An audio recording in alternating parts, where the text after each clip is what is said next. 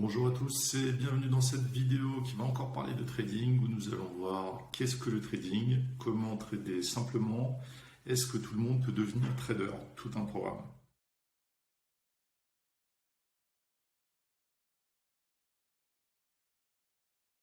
Le premier point, le trading, c'est simple, peut-être même trop simple. C'est parce que ça peut être simple et même très simple que les gens ont du mal à l'admettre et que de nos jours, il n'est pas possible de gagner de l'argent d'une manière simple. Enfin, simple, une fois qu'on a compris quelques points de passage obligés. Déjà, tout simplement, qu'est-ce que le trading? Alors, le trading, sa définition, c'est le commerce. Un trader, c'est un commerçant. Donc, comme tout commerçant, comme n'importe quel petit primeur, il va essayer d'acheter un produit, par exemple, à 5 euros et le revendre à 7, 8 ou 10 euros. Voilà, ça c'est un résumé très très basique. Petite différence sur les marchés, c'est qu'il est possible de faire de la vente à découvert, donc de la VAD. Une vente à découvert, c'est très étrange, mais en gros, on va vendre quelque chose qu'on n'a pas encore. Et si le trade est parti dans le bon sens, on va racheter la position et encaisser la différence. Une vente à découvert. Donc le trader peut, que le marché monte ou descende, faire des profits. Alors, pourquoi le trading est si mystérieux et opaque? Moi, je dirais qu'il y a beaucoup d'idées reçues, des légendes urbaines, de croyances et des affaires de gros sous. Car il y a eu tellement de films sur le trading et sur le commerce, sur les commerçants, et aucun film sur le primeur du coin qui fait exactement le même boulot. Affaire de gros sous, j'entends beaucoup de vendeurs de méthodes de trading, de devenez riche en achetant ce robot trader à 49 euros, devenez riche en 2 semaines, travaillez que 15 minutes par jour et restez au bord de la plage. Voilà, donc tous ces gens-là ont tout intérêt à entretenir une sorte de mystère et de complexité autour du trading qui est en fait du commerce, donc une courbe qui monte et descend. Tout le monde peut-il être trader? Oui et non. Tout le monde peut avoir un portefeuille et prendre des positions sur des actions, sur je ne sais quoi, dans le cadre d'un PEA ou autre chose. Mais devenir trader, en vivre, vraiment faire son métier, être totalement dépendant du trading, c'est un peu plus compliqué, ça va nécessiter plus de travail. Donc, comme tout le monde ne sera pas pilote de ligne, tout le monde ne sera pas chirurgien, encore moins Chuck Norris, même si j'en connais un, et puis c'est l'approchant de Chuck Norris, ni encore un spécialiste du maintien de l'ordre autoproclamé. C'est une discipline très particulière. Donc tout le monde n'est pas fait pour être trader professionnel, mais tout le monde peut s'intéresser au trading et en faire à son niveau, avec, en fonction de son temps disponible, de son capital, de sa motivation. Mais avant de renoncer, on va voir comment trader d'une manière simple. Donc pour résumer rapidement le trading, c'est une courbe qui monte et descend, peu importe l'actif sur lequel cette courbe donne des informations, pas compliqué. Le gros avantage du trader particulier ou trader en compte propre est qu'on peut acheter mais aussi vendre. Donc peu importe la situation économique, que les cours montent ou descendent, tendance haussière, baissière, crise, pas crise, eh ben on peut quand même travailler. Alors, une des premières règles, trader dans la tendance. La tendance c'est quoi? Tendance haussière ou tendance baissière? Là sur ce graphique en unité de temps importante, on voit bien que le prix monte. Donc, lorsqu'on arrive sur ce graphique, on va bien voir que on n'est pas en tendance baissière, ça monte. Donc, on va prendre que des achats. Pourquoi prendre des ventes? On ne prend que des achats. Voilà, c'est très simple. On voit qu'une loi de dos est en place. La loi de dos, c'est les montées en marche d'escalier. Donc, en fait, il n'y a aucun doute sur la tendance. On voit des petits soubresauts, des toutes petites baisses sur ces marches d'escalier et la tendance haussière reprend. Alors, une des premières règles, trader dans la tendance. La tendance c'est quoi? Tendance haussière ou tendance baissière? Là sur ce graphique en unité de temps importante, on voit bien que le prix monte. Donc lorsqu'on arrive sur ce graphique, on va bien voir que on n'est pas en tendance baissière, ça monte. Donc on va prendre que des achats. Pourquoi prendre des ventes? On prend que des achats. Voilà, c'est très simple. On voit qu'une loi de dos est en place. La loi de dos, c'est les montées en marche d'escalier. Donc en fait, il n'y a aucun doute sur la tendance. On voit des petits soubresauts, des toutes petites baisses sur ces marches d'escalier.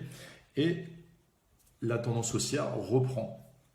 Lorsqu'on voit ce graphique de tendance haussière avec cette loi de dos bien établie, est-ce qu'il est opportun de prendre des ventes? Moi, je ne prends pas de vente là-dessus. Peut-être en scalping, gratter quelques points dans certaines phases, mais d'une manière générale, le sens préférentiel pour trader est l'achat. Une fois que nous sommes dans la tendance, qu'on a bien identifié que ça monte, on va utiliser un setup à forte probabilité, à fort taux de réussite. Alors, qu'est-ce qu'un setup? Un setup, c'est une configuration graphique qui va intervenir soit simplement avec le prix ou avec un indicateur technique. Et à chaque fois que cette configuration va se présenter dans les conditions qu'on a définies dès le départ, on va prendre un achat ou une vente. Ici, en l'occurrence, vu qu'on a choisi de prendre l'exemple d'une tendance haussière, ce setup-là, qui est basé sur l'indicateur technique, le stochastique, bon, c'est un oscillateur, c'est juste un indicateur qui indique les cycles un peu en forme de vague du prix. Et moi ici, c'est un ancien setup que j'utilisais beaucoup. Je prends un trade à l'achat à chaque fois que le stochastique croise la ligne des 50. Alors, voilà, c'est simple. La tendance sur les grandes unités de temps, la tendance haussière me dit tu vas prendre que des achats. Et le setup dans mon unité de temps d'intervention, donc une unité de temps beaucoup plus petite pour moi par exemple en scalping, c'est du 100 ticks ou du 25 ticks. Ça peut être du 10 secondes ou du 1 minute. À chaque fois que ça va se présenter, ça va constituer un signal pour moi pour rentrer en position. Alors ce setup a un taux de réussite que j'avais établi en fonction des périodes, des semaines, des mois. Il avait un taux de réussite de 87 à 92%, donc c'est pas trop mal pour du scalping. Donc tout basé sur le stochastique, et c'est là où d'un point de vue rentabilité, money management ratio, on va pouvoir voir est-ce qu'on est rentable, pas rentable, est-ce que notre trading peut être gagnant ou non. Alors avant de voir les histoires de money management, de ratio, de tout ça, il y a un petit truc qui est très important, c'est les annonces économiques. Les annonces économiques, c'est en fonction du type d'annonce, elles vont provoquer plus ou moins de volatilité. Donc la volatilité, qu'est-ce que c'est? Ce sont de violents mouvements, des mouvements de grande amplitude sur le marché. Mais en fonction du type d'événements économiques ou de données économiques que ça va annoncer, les mouvements vont être imprévisibles et très violents.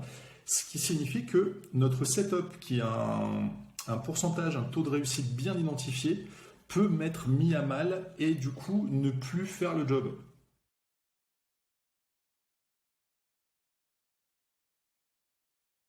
Alors, je vous rassure, les annonces économiques sont clairement identifiées. Il y en a certaines, on peut les connaître plusieurs mois à l'avance. On a l'heure précise, on a tout.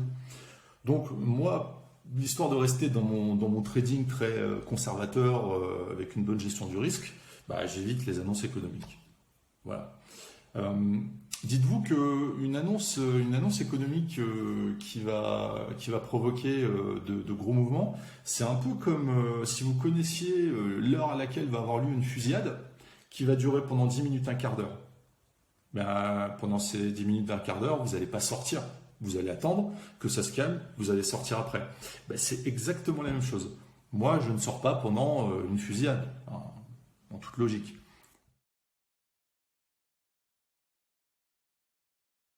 Le point suivant, le stop loss.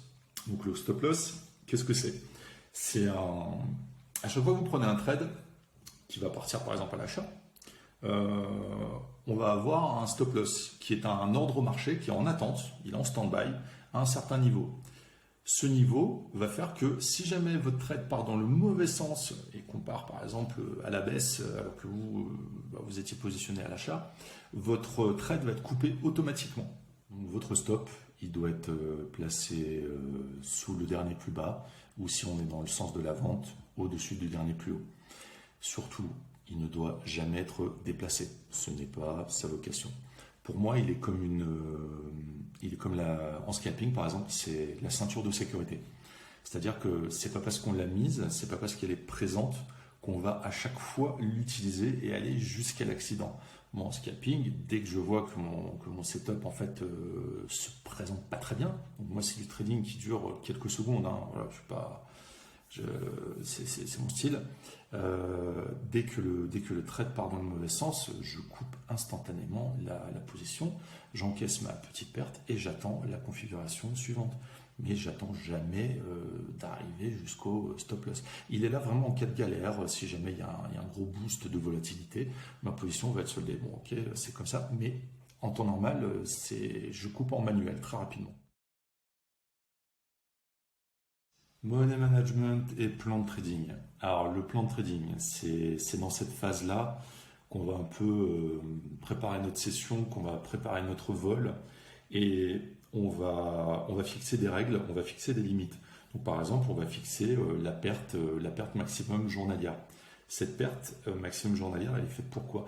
Elle est faite si jamais vous avez une mauvaise perception du marché ou que par exemple vous tradez à contre-tendance et que vous encaissez 3 stop-loss d'affilée, à un moment donné, ça pose problème. Donc 3 stop-loss d'affilée, imaginons que ça représente une somme X ou Y. Une fois que cette somme X ou Y, donc la perte maximum journalière est atteinte, il faut tout arrêter. Il faut tout arrêter pour comprendre pourquoi est-ce que j'ai fait 2, 3, 4, 5 trades rouges, donc 5 trades perdants, et comprendre qu'est-ce qui se passe. Est-ce que je comprends le marché? Est-ce que j'utilise mal mon setup? En fait, c'est super important là de tout arrêter et de comprendre ce qui se passe pour débriefer la situation. Moi, pour bien faire et pour pas trop me mettre la pression en cas de perte, je fixe ma perte maximum journalière pour qu'elle soit équivalente à 1 ou 2 journées de trading moyenne. Voilà. Donc, comment je peux définir ça? Grâce au journal de trading et mes propres statistiques. Ce qui signifie que si par exemple lundi je me fais déglinguer, ce qui est tout à fait possible, ma perte maximum journalière va correspondre grosso modo à une journée de gain moyenne. Donc le lendemain, lorsque je vais reprendre, donc je vais avoir débriefé ma journée, etc. Et puis le lendemain, lorsque je vais reprendre ma session, je sais que cette journée-là, tous ces gains-là vont statistiquement me permettre de revenir, de combler la perte de la veille.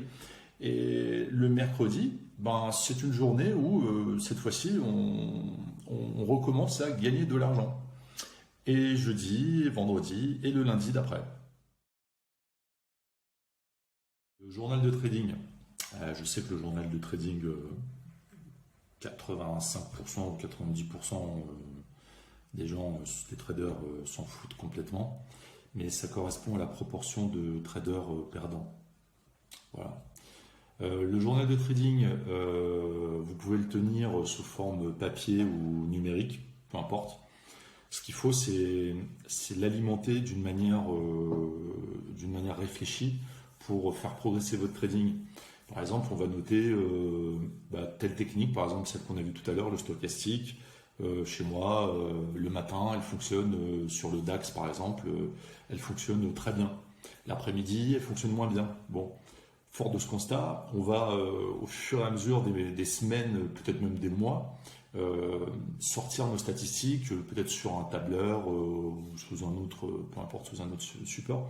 Et ça va nous permettre d'avoir nos stats. À un moment donné, si nos statistiques nous montrent que le matin, on est très performant sur le DAX 40 et l'après-midi, on fait des résultats tout pourris, la solution pourrait être tout simplement d'arrêter littéralement de trader le DAX 40 l'après-midi et de trader un autre actif. Voilà ce que permet entre autres le journal de trading, à condition d'être renseigner honnêtement et professionnellement. Alors le débrief par exemple, moi je le fais à trois niveaux différents, c'est-à-dire je fais un débrief à chaud, c'est-à-dire au moment où je clôture un trade qui par exemple s'est mal passé, un trade rouge, ça arrive. Je vais tout de suite essayer de comprendre qu'est-ce qui ne va pas. Est-ce que c'est mon setup qui est mal utilisé? Est-ce que j'ai été distrait par quelque chose? En fait, j'ai besoin d'une explication parce que ce trade perdant est venu en fait heurter de plein fouet mon taux de réussite qui est de 85-90%.